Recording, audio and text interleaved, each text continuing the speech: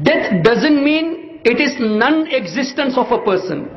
موت کا مطلب یہ نہیں کہ آدمی بالکل ختم ہی ہو گیا، بلکہ موت کا مطلب یہ ہے کہ فانی دنیا سے باقی دنیا کی طرف منتقل ہو جانا. Transfer from the temporary world towards the permanent world. اب اللہ کے رسول صلی اللہ علیہ وسلم کے فرمان کے مطابق یہ پوری دنیا اللہ کے نیک بندے کے نزدیک یعنی عالم برزخ میں ان کے نزدیک اتنی بڑی دنیا، آپ کو پتا ہے یہ دنیا کتنی بڑی ہے؟ آپ اگر سنگاپور سے نیو یارک شپ میں نہیں فلائٹ میں بھی جائیں گے تو کم سے کم 16-17 گھنٹے چاہیے. اس کے باوجود بھی ایسٹ اور ویسٹ نہیں ہوتا. ٹوکیو سے نیو یارک سفر کرنے میں پیسیفک اوشن کو چکر لگا کے جانا پڑتا ہے. 18-20 گھنٹے کا فاصلہ ہے، پھر بھی ایسٹ اور ویسٹ کور نہیں ہوتا. تقریباً 25,000 میل کے ڈسٹنس پہ ایسٹ اور ویسٹ پھیلا ہوا ہے. اتنی بڑی دنیا، اس کے بارے میں اللہ کے رسول صلی اللہ علیہ وسلم کے مبارک فرمان کے مطابق اللہ کے نیک بندے کے نزدیک ماں کے پیٹ کی طرح ہے. اب ماں کا پیٹ کیا 10 کلومیٹر چوڑا ہے؟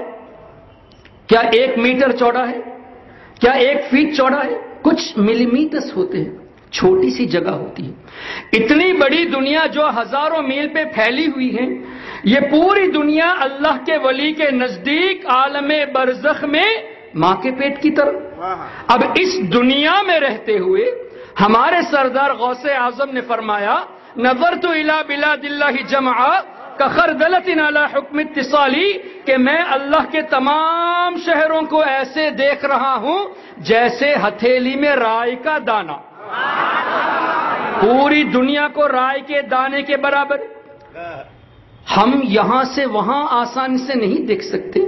بورا بنڈا سے اولڈ سٹی کو ہم یہاں سے نہیں دیکھ سکتے، تو ہم یہاں سے سری لنکا کیسے دیکھیں گے؟ یہاں سے جاپان کیسے دیکھیں گے؟ اتنی بڑی دنیا غوث اعظم اور اللہ کے ولیوں کے نزدیک رائے کے دانے کے برابر. کہاں رہ کے فرمایا؟ اس دنیا میں ہی تو فرمایا.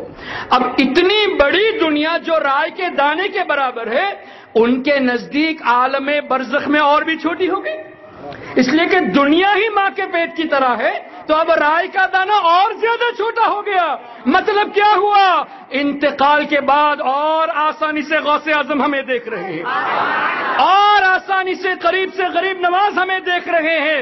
صرف دیکھتے ہی نہیں بلکہ ہماری پکار کو سنتے بھی ہیں، اللہ کی عطا سے مدد بھی فرماتے ہیں. جو اس چیز کا انکار کرتا ہے جیسا کہ آج کل کے وہابی، ان کا اس بات پہ انکار کرنا اس بات کی دلیل ہے کہ وہ نہ قرآن پہ عامل ہے نہ حدیث پہ عامل ہے. قرآن پہ ان کا ایمان نہیں، اگرچہ دعویٰ کرتے ہیں کہ we are the followers of the Quran and Sunnah, ہم قرآن اور حدیث کے سوا کچھ نہیں کرتے.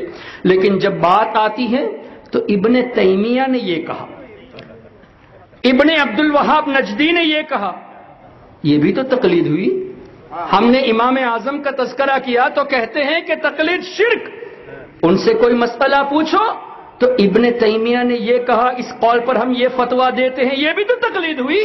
خیر اس پر آگے انشاءاللہ بات کریں گے.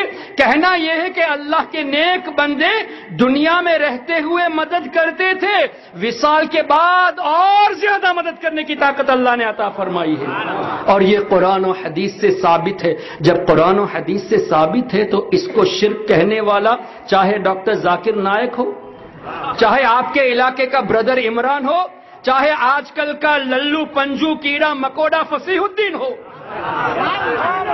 کوئی بھی ہو، یہ لوگ نہ قرآن سمجھتے ہیں نہ حدیث سمجھتے ہیں.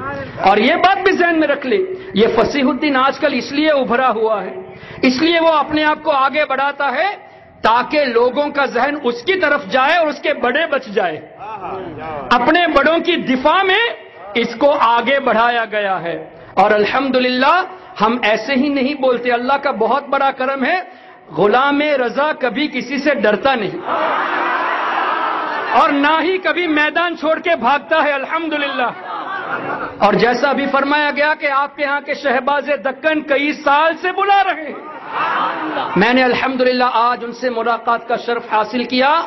میرے ذہن میں یہ بات آئی کہ ان کو شہباز دکن کہنا بے ادبی ہے، بلکہ پورے ہندوستان کا شہباز کہا جائے ان کو. اللہ تعالیٰ ان کے عمر میں، عمل میں، علم میں مزید برکتیں عطا فرمائے۔ تو میں یہ کہنا چاہتا ہوں الحمدللہ ہم کسی سے ڈرنے والوں میں سے نہیں ہیں، یہ اللہ کا کرم ہے۔ آنے سے پہلے آپ کے اس خبیث فصیح الدین کو ہم نے میسج بھی بھیجا اور یہ بھی کہا کہ فلاں تاریخ کو میں حیدرآباد آ رہا ہوں، تم نے کہا تھا کہ ہمارے پاس آ کے حدیث سیکھو، تمہارا یہ دعویٰ تھا کہ ہمارے پاس آ کے سیکھو، تو میں نے میسج کیا کہ میں فلاں 15 تاریخ کو آ رہا ہوں، 10 تاریخ سے پہلے کنفرمیشن دے دینا تاکہ ہم ملنے کے لیے، ڈسکشن کے لیے انتظام کر لیں اور اس کی ریکارڈنگ بھی کریں گے تاکہ تم بات سے پھر نہ جاؤ۔ ان لوگوں کی عادت ہے نا، جب پھنستے تو پھر جاتے ہیں۔ تو میں نے کہا کہ ریکارڈنگ بھی ہوگی۔ اب اس کا جواب آ رہا ہے، میں نے تحریر میں دی، جواب ریکارڈنگ سے آ رہا ہے کہ میں آپ سے ملنا نہیں چاہتا، آپ لوگوں کو بات کرنے کا طریقہ نہیں آتا۔ میں نے کہا یہی بات لکھ کے دے دو۔